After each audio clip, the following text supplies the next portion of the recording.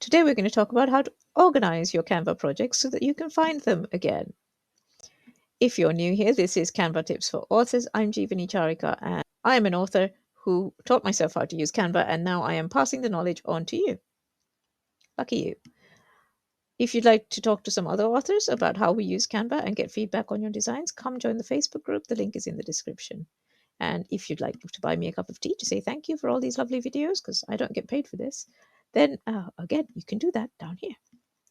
Okay, 5 tips for finding older designs in Canva. So tip number 1, use the search bar.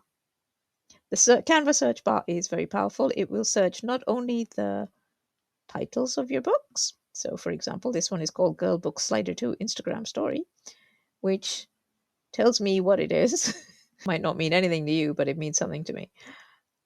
Now, if we search for How Can I Resist You, book that came out last year. So it's pulled up all of the files which have How Can I Resist You in the file name. Now this one doesn't have How Can I Resist You in the file name.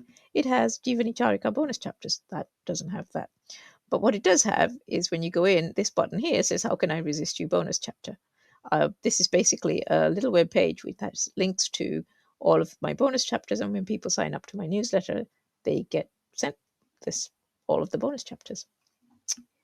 Okay, so Canva Search has searched inside my design. It searched a text box inside my design. We click on Show More. Now this one, again, doesn't say How Can I Resist You there. It says Magic Layers book covers, and it doesn't have any text boxes. But what it does have, it has a book cover of How Can I Resist You. And Canva has searched inside the image as well and pulled up the right files.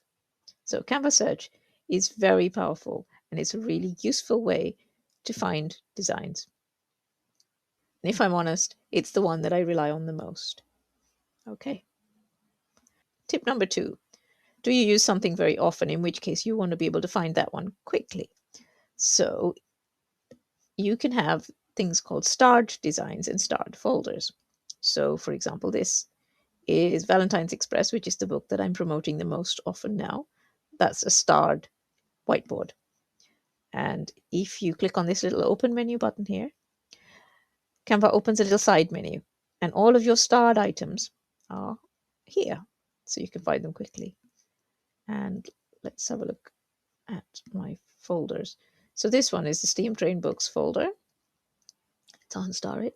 So I want to add it to here. To add a star, just click on the star button, and look, it's arrived there. And if you want to unstar it, you can either unstar it from there, or you can unstar it from there. Okay. This works for designs as well as folders. 3, name your designs. Come up with a naming convention that works for you. And when you go into your design, you can either name it from here, or you can name it from here. Give it a name which, for example, one that I use something to do with your book title, something to do with which social media platform you're going to use, and any other useful information. Now, everybody is different, so this naming convention may not work for you. Use whatever works for you. But importantly, remember that it has to still work for you in a year's time. So when you're promoting a completely different book, and one of your earlier books goes on promotion, for example, you want to just drag up some of the old graphics so that you can share them. You have to be able to find it again. So use something that makes sense, that you are likely to use again in a year's time if somebody says, find me this file. So tip number 3, name your designs. And similarly, tip number 4 is name your uploads. Name your uploads as you upload them. So for example, this one is a mock-up of Valentine's Express on a Kindle. If you click on the 3 dots, it says Valentine's Kindle Mock-up, which is pretty good as a title, because that's probably the sort of thing I would search for. Now, if you go into details, you've got, obviously you can change the name up there. It tells you which folder it's saved in. I will move it at some point. It's got smart tags, which Canva has come up with, which is cute. And and you can add some tags. So one of the first things I add for anything to do with one of my books is my book. And let's call it Kindle Mockup Valentine's, because that's what I will search for. Steam trains. Okay, there we go. So these tags, Canva will search these tags. For example, let's look at, if I put in my book, those are all covers and things to do with my books. And if somebody says, make me a graphic with all of your old books, you can just drag them and drop them in. Just makes them easier to find. So that's tip number 4. Label your files as you upload them and tag them. And finally, tip number 5, use folders. So I have a lot of projects and I have a lot of folders. If you are using Canva free, I don't think you get many folders. You have an uploads folder and that might be it. If you're using Canva Pro, you get quite a lot of folders. I don't know how many. I've not reached the top end yet. If you want to try Canva Pro for free, there is a 30-day free trial link in the description. It is an affiliate link, so it'll tell Canva that I sent you, but it won't cost you anything extra. If you've got Canva Pro, how to make a new folder, add new folder, and then just give it a name. If you want to move a file into a folder, so let's say this one. So if you're looking at the recent files, when you hover over, this tick box appears. So you can just click the tick box, click several of them, and move to folder. Can you see the little move there? And then find your folder, and these are already in that folder. So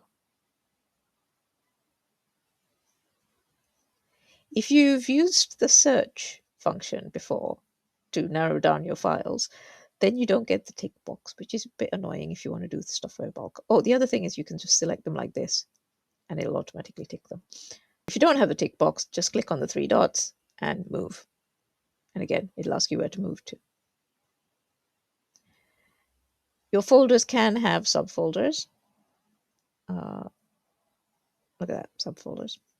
So it works just like any other set of folders, really. If you have some elements that you would like to save, so I've got useful elements folder there, then you make your folder that says useful elements folder.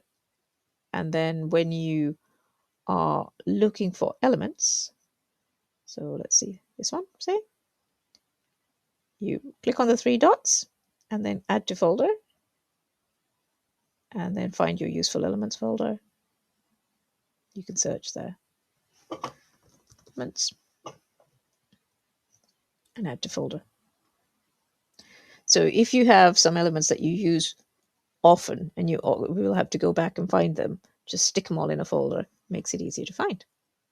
And that's how you use folders. Hopefully with these tips, you'll have a lot less chaotic Canva interface than I do. In fact, I might spend this afternoon trying to make mine less chaotic. I hope you found this useful. If you did, tell all your friends. And I will see you in the next video.